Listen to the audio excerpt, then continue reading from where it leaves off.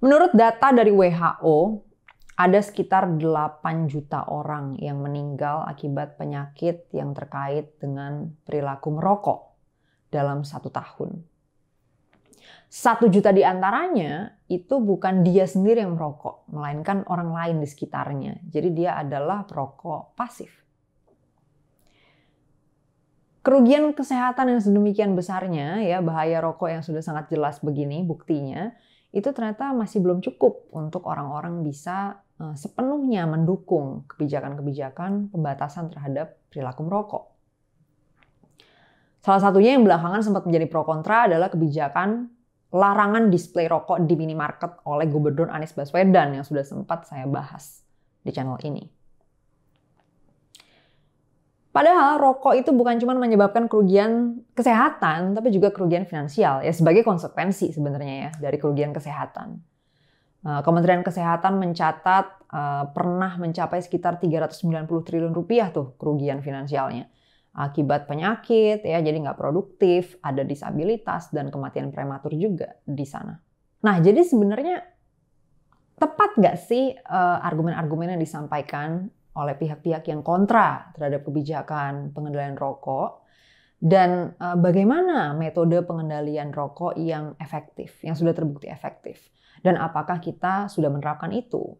Kalau belum, kenapa belum diterapkan gitu ya? Kalau sudah, kenapa belum efektif? Karena kenyataannya konsumsi rokok belum mengalami penurunan yang serius seperti yang diharapkan dari metode-metode pengendalian rokok. Saya mau diskusiin ini lebih jauh dalam episode Bincang Nalar kali ini.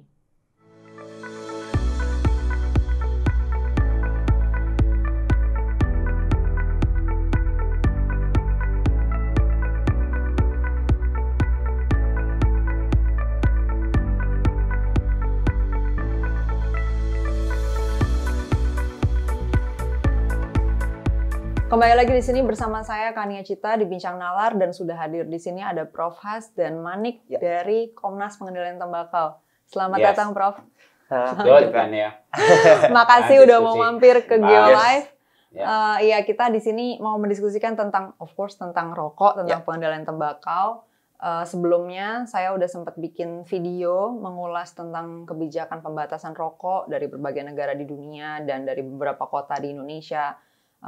Intinya di situ masih ada juga ya pihak-pihak yang sebenarnya kontra dengan itu. Salah satunya adalah masalahnya terkait dengan hak orang untuk merokok. Karena memang rokok sebagai suatu komoditas, sebagai suatu produk kan dibebaskan sebetulnya ya untuk orang konsumsi. Maksudnya orang berhak untuk mengkonsumsi itu.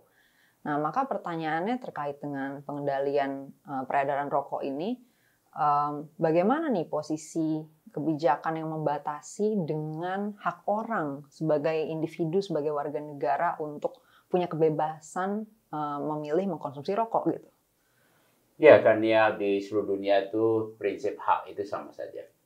Kita semua punya hak, mau ngomong kayak, mau gerakin tangan kayak, mau tendang kayak boleh. Yang tidak boleh adalah kita menggunakan hak kita tapi menyakitin orang. Saya punya hak mukul-mukul, tapi kalau saya mukul ke Kania kan nggak bisa, saya ditangkap polisi, ya kan? Tapi boleh dong saya mukul, punya hak saya gerakan, ya kan? Nah, jadi yang kita lihat adalah apakah hak kita di dalam mengkonsumsi, menggunakan hak kita, mengganggu orang lain apa tidak? Kalau tidak mengganggu orang lain, go ahead. Tapi kalau mengganggu orang lain, nah di situ nggak boleh. Jadi bukan nggak boleh merokoknya melanggar hak orang, tetapi mengganggu orang lain, meracuni orang lain, itu yang tidak boleh, yang tidak bisa diterima. Nah, bentuknya gimana nih kalau dalam konteks merokok? Contoh, di seluruh dunia itu di pesawat terbang nggak boleh merokok kan? Nggak ada pesawat terbang yang boleh merokok. Kenapa? Karena merokok mengganggu orang lain. Merokok, kalau dalam ilmu medis, ilmu kedokteran, merokok jelas menyebabkan begitu banyak penyakit. Ya, yang kemudian tadi Mbak Kania sudah sebutin menyebabkan kematian dan sebagainya. Cuma masalahnya kenapa timbul pro kontra? Kematian akibat merokok ini berlangsung puluhan tahun baru terjadi. Enggak seperti COVID. Atau coba kalau misalnya habis merokok besok mati, pasti orang nggak mau. Iya. Walaupun dikasih kebebasan. Iya kan? Benar. Jadi karena lama ya jangka Nah, karena waktunya. lama, orang nggak punya nalar yang cukup untuk mengetahui, wah ini bahaya buat saya, oh ini bahaya buat orang lain. Nah, oleh karena itulah konsep nalar tadi itu yang penting. Bahwa kita harus menalar dengan pengetahuan. Bahwa ada sesuatu yang bisa merusak lingkungan kita, merusak orang lain, mengganggu orang lain, dan jangka panjang. Di luar rokok misalnya sekarang kita ribut nih seluruh negara nih dengan perubahan pemanasan global. Ya kan? Individual saya boleh dong bakar pohon, kebun, tanah, sampah di belakang rumah saya, boleh. Tapi kalau semua orang kemudian bakar bareng, bumi menjadi panas, mati semua, ya maka semua bilang nggak bisa begitu gitu. Ini yang mesti dipahami teman-teman buat yang masih belum memahami kenapa hak tadi harus digunakan tanpa mengganggu orang lain. Oleh karena itulah kebijakan di seluruh dunia tidak boleh merokok. Kalau merokok ya kamu ada kawasan ruangan merokok khusus. Oke, Prof. Has. Ya sebetulnya kampanye-kampanye tentang bahayanya tadi walaupun jangka panjang ya sebenarnya udah cukup banyak ya di mana-mana, maksudnya ditulis di bungkusnya juga gitu ya dan di tempat-tempat lainnya. Nah mungkin pertanyaannya gerbang masuknya produk ini tuh dari mana ya, dan apakah pembatasan misalnya pembatasan iklan atau display rokok di minimarket itu berpengaruh nggak sih ke orang akan merokok atau enggak gitu? Oh, banyak kajian sangat berkorelasi, berpengaruh. Oh ya, gimana tuh, Prof? Manik bisa kasih data nanti. Manik mau. Ya, boleh. Aku mungkin mau tambahin tentang bagaimana si rokok ini, perilaku merokok ini juga akhirnya bisa menyebabkan orang-orang akhirnya mulai merokok. Dari data penelitian yang dikeluarkan oleh PKJS UI di tahun 2020, itu mereka meriset ke anak-anak SD, SMP, dan SMA, kira-kira kenapa mereka mau mulai merokok gitu. Kira-kira ada 2 faktor yang mempengaruhi. Pertama adalah faktor teman sebaya, sama satu adalah faktor harga. Itu untuk teman-teman di SD, anak-anak ya, jatuhnya SD, SMP, dan SMA. Jadi mereka itu mau mulai merokok karena dipengaruhi oleh teman-temannya, gitu. Jadi teman-temannya ini adalah anak SD, SMP, SMA gitu. Nah, dapetnya tuh dari mana? Itu tadi mereka terpapar informasi itu karena iklan.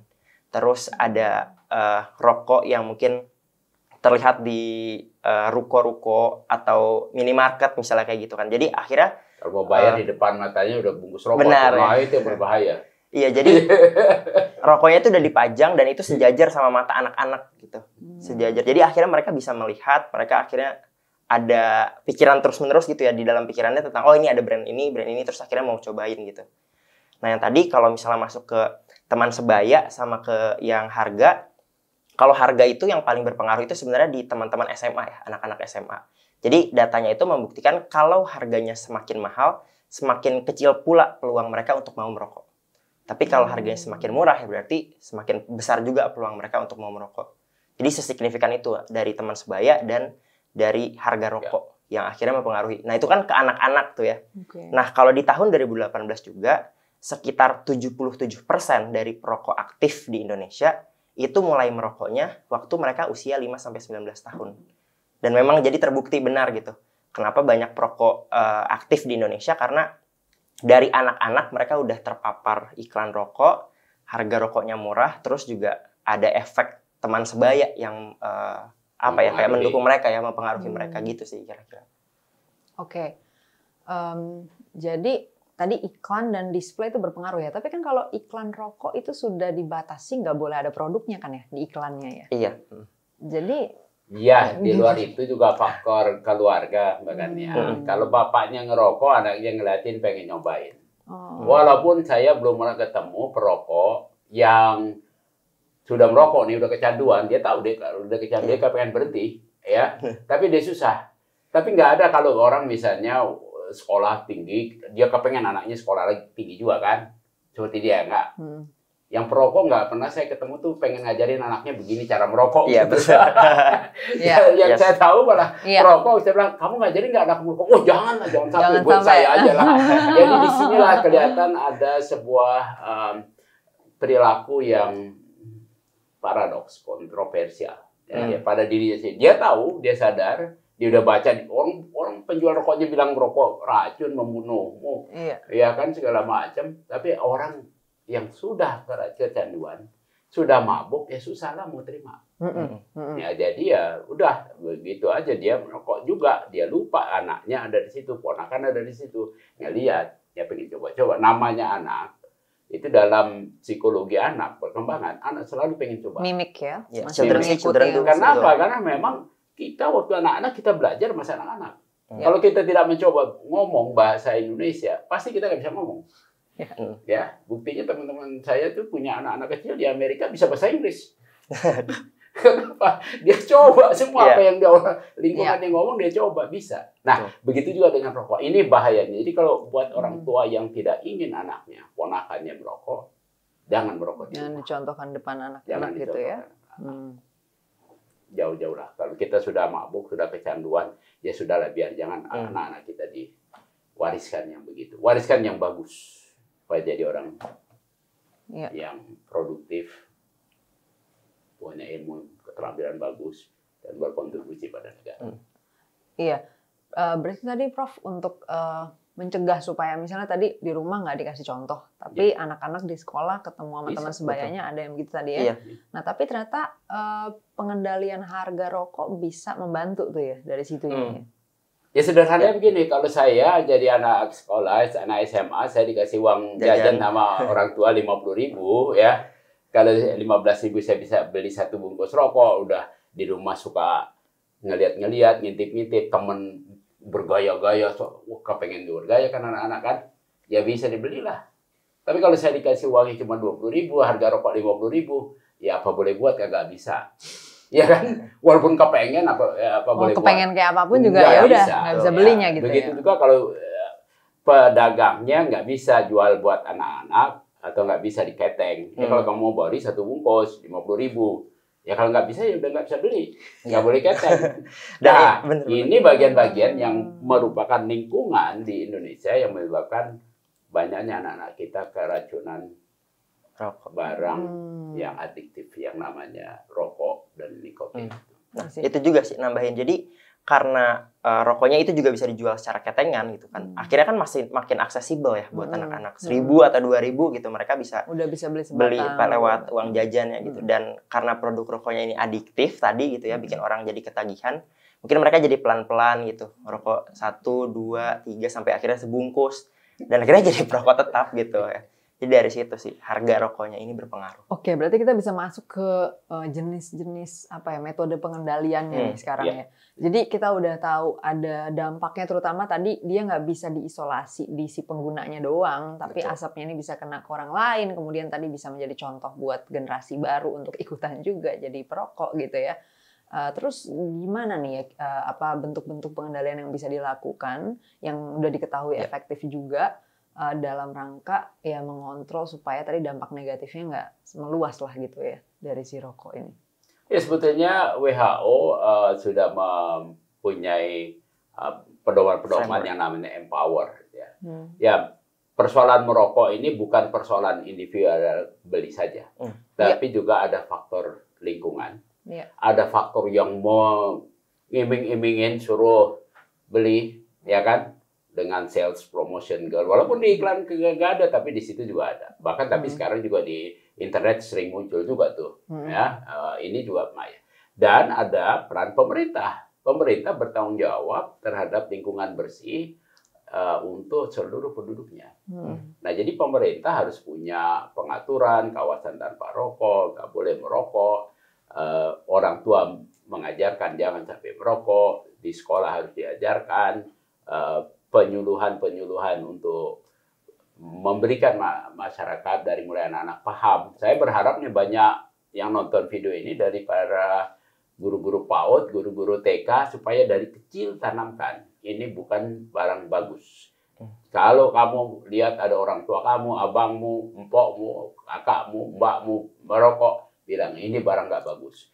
Nah itu akan membantu.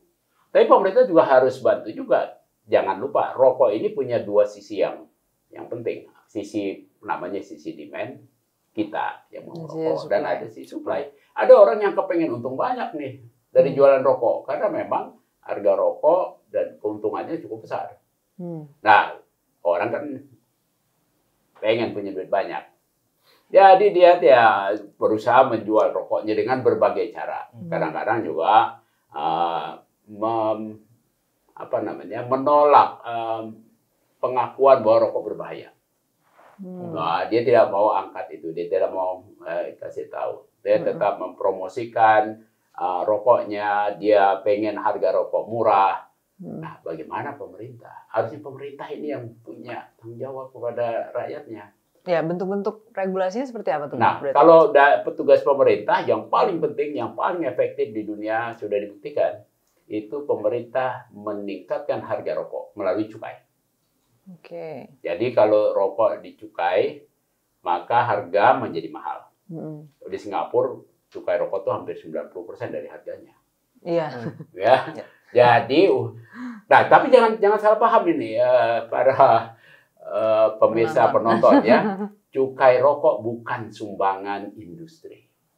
Cukai rokok yang tahun depan kita terima 200 triliun hampir ya, karena 203 triliun seluruh cukai ya adalah uang denda buat semua yang mengkonsumsi barang yang tidak sehat buat dirinya dan buat orang lain. Jadi dia didenda. Karena kamu mengganggu orang lain, kesehatan orang lain, akhirnya nanti akan mengeluarkan biaya berobat, ya kamu saya denda. Ya.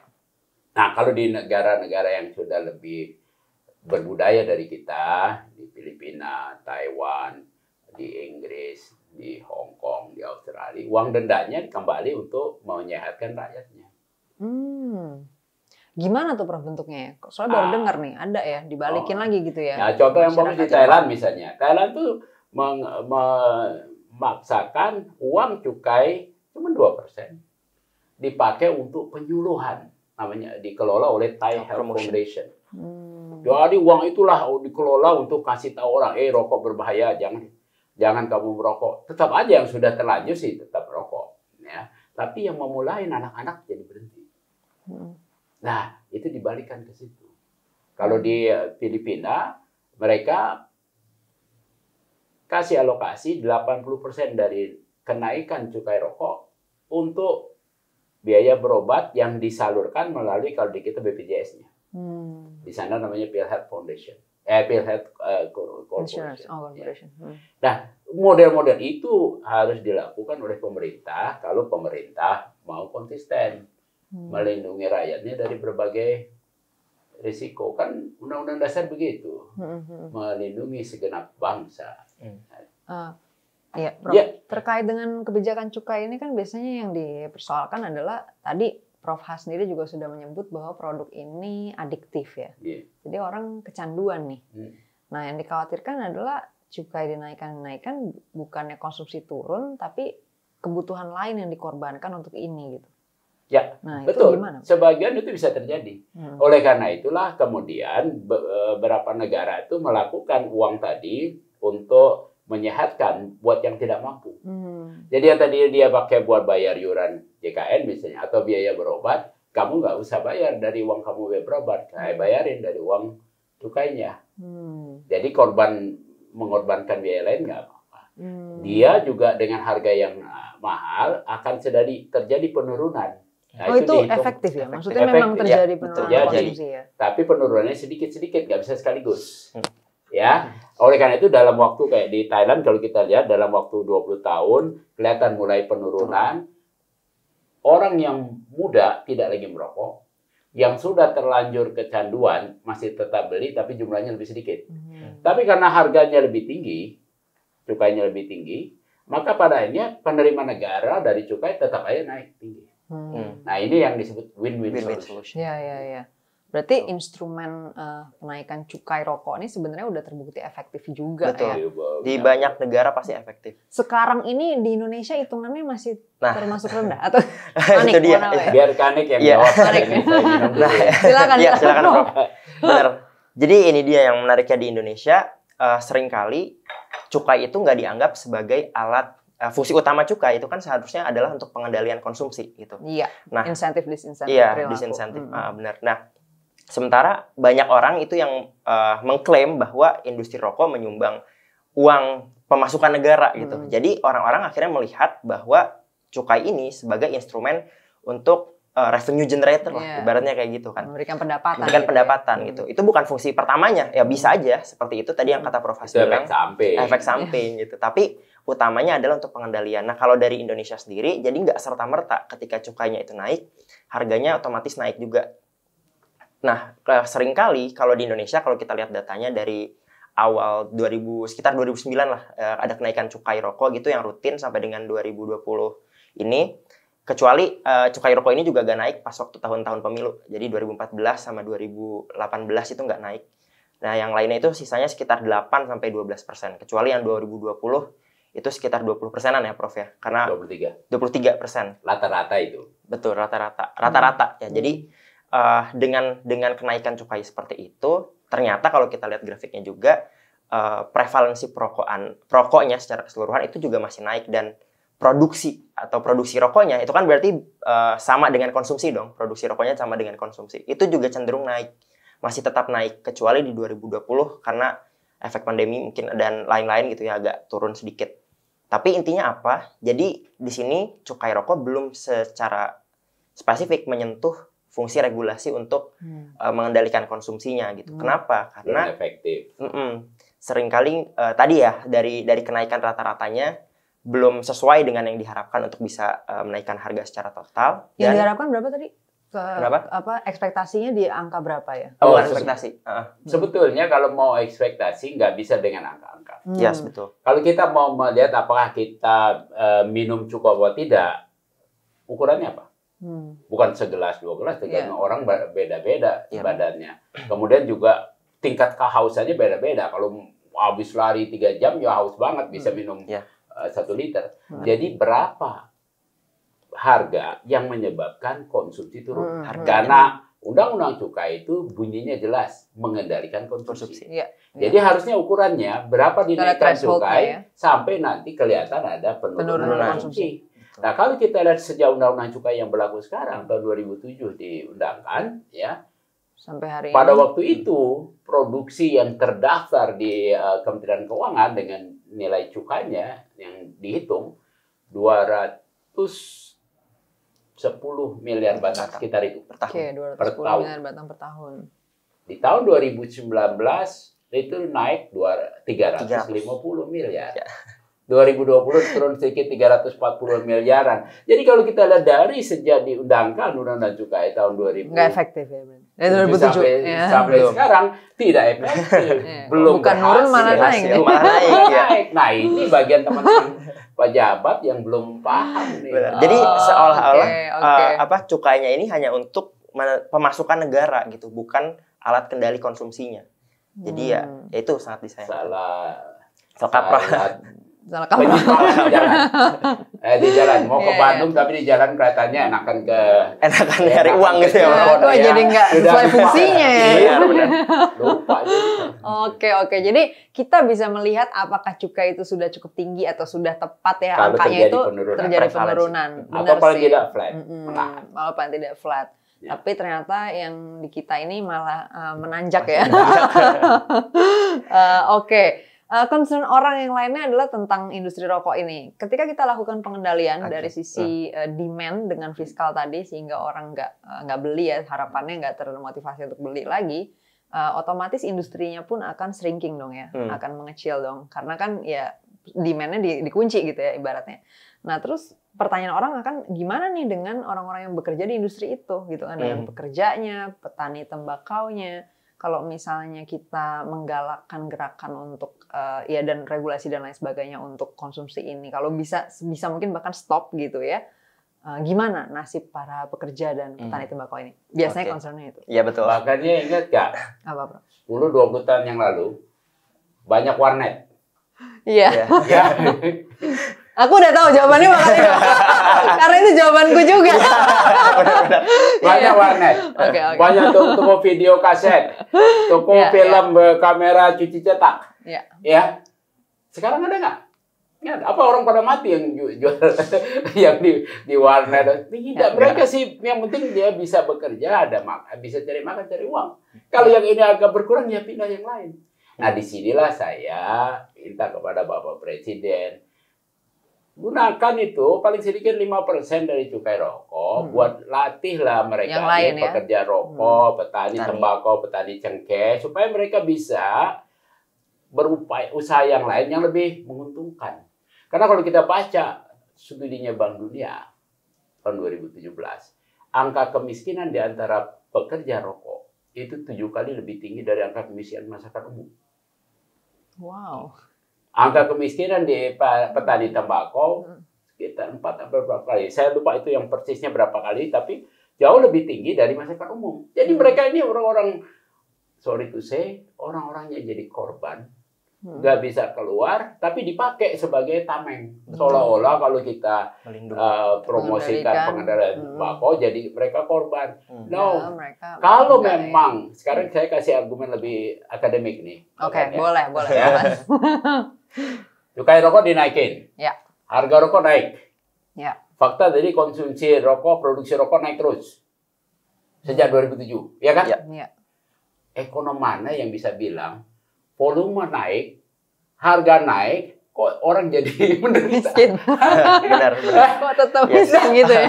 Coba pakai ilmu ekonom mana ini pakai kalau ada orang mengkhawatirkan nanti petani tembakau, pekerja rokok. Ini logikanya Nggak gimana nalar. ya? Nggak nalar. Nggak orang nalar. itu, kalau yang pakai begitu. Ya. Mungkin mau nambahin sedikit deh. Gimana, Jadi Manik? kalau misalnya kita lihat dari segi pasarnya juga, yang mendominasi pasar rokok di Indonesia itu adalah sigaret kretek mesin. Sigaret kretek mesin itu sekitar 80-85% lah pasarnya di masyarakat. Sementara yang banyak mempekerjakan buruh gitu ya, itu adalah sigaret kretek tangan kan. Nah, sigaret kretek tangan Masa ini, kecil. iya, cuman 10 atau 11% gitu. Jadi yang kita coba targetkan juga adalah upaya untuk mengatur si mesin ini, rokok-rokok yang diproduksi dengan mesin ya. gitu. Jadi kita juga bingung sebenarnya yang paling terdampak itu kan bukan teman-teman yang dikretek gitu, tapi yang bukan yang dari mesin. tangan tadi ya, Iya, tapi betul. produksi Jadi, mesin ya. makanya kita juga kebingungan ini maksudnya pekerja apa yang mereka maksudkan gitu, karena lebih banyak justru diproduksi oleh mesin yang ada Ini marketnya itu hoax mesin namanya. gitu. Ya, Benar. argumen-argumen hoax ini bikin-bikin. Oke, harusnya udah cukup clear ya kayaknya. Concern-concernnya sebenarnya sudah diadres semua. Yes. Dan tadi setuju banget sih sebenarnya dengan adaptasi, dengan perubahan ya. Jadi kalau misalnya ini harus tutup atau mati Pelan-pelan. industrinya gimana? Ya kita udah berkorban terlalu banyak untuk Yes. industri ini gitu kan. Betul. I think it is time untuk selesai dengan industri ini memang gitu Yes. ya. Jadi memang harus bergeser anyway. Dan negara bisa melakukan upaya-upaya untuk Oh, empowering banyak. orang yang ada di situ untuk pindah gitu ya. Yeah. Bukan kita malah meneruskan ini gitu ya. Sedangkan kerusakannya udah sangat parah. Kalau saya pikir ini pemerintah yang masih berargumen model itu di pejabat, ini memang tidak cukup cerdas nalarnya. Nih. Padahal ya, kenapa itu dibutuhkan banyak sekali peluang-peluang yang bisa kita kembangkan. Sebagai contoh ya, kenapa kalau kita beli durian, beli jambu, macam-macam banyak dari Bangkok. Salak kita nggak ada saingannya di luar. Duku nggak ada persaingnya di luar ya. Coba deh lihat ya. Kenapa nggak ini kita gerakan ekspor produk-produk dalam negeri kita? Durian itu aslinya buatan Indonesia punya itu, bukannya Bangkok. Tapi yang masa yang dikenal durian Bangkok, durian Montong, ya namanya aja durian, ya. Kegiat dan yang sering beli durian montong lah. Jadi ini bagian yang Indonesia. saya kira kita tidak mau buka peluang-peluang yang lain. Bisa dilatih, entah itu tanahnya cocok tidak cocok dengan tanaman tembakau dan tanaman lain, masih bisa industri lain. Yang penting ada kemauan pemerintah untuk mengangkat mereka dari pekerjaan-pekerjaan yang menghasilkan produk-produk yang membahayakan dirinya dan keluarganya dan orang juga lain orang ya, lain, masyarakat luas pada industri yang lebih menguntungkan dan menyehatkan orang lain. Iya, dan toh sebenarnya korporasi rokok sendiri sepertinya udah mulai diversifikasi juga Oh, ya. sudah sejak 20 tahun yang lalu. Kalau industri besar udah sejak 20 tahun. Nah, ini ada berarti ada mainan politik di sini dugaannya. Kita sih kagak tahu siapa yang kerja, tapi asapnya kelihatan. Asapnya apinya ya kita tidak tahu ya di mana, tapi asapnya udah kelihatan gitu. Oke, makasih kalau gitu Prof. Sama-sama, Manik, makasih makasih juga, banget Ania. penjelasannya. Mudah-mudahan buat teman-teman yang nonton udah clear ya nih isu-isunya dalam pengendalian rokok, karena kemarin sempat banyak yang menyerang Gubernur Anies karena terkait kebijakan yang semakin membatasi rokok, tapi ternyata menurut data-datanya memang efektif. Ya. Jadi pembatasan untuk display rokok di minimarket, kemudian tadi instrumen fiskal ya, kenaikan cukai dan lain sebagainya itu memang efektif. Tinggal kita menerapkannya bagaimana ya, karena kalau di Indonesia tadi cukai posisinya masih belum optimal nih penerapannya. Thank you semuanya yang udah nonton Bincang Nalar kali ini, sampai ketemu di episode selanjutnya. Makasih. Thank you. Thank you.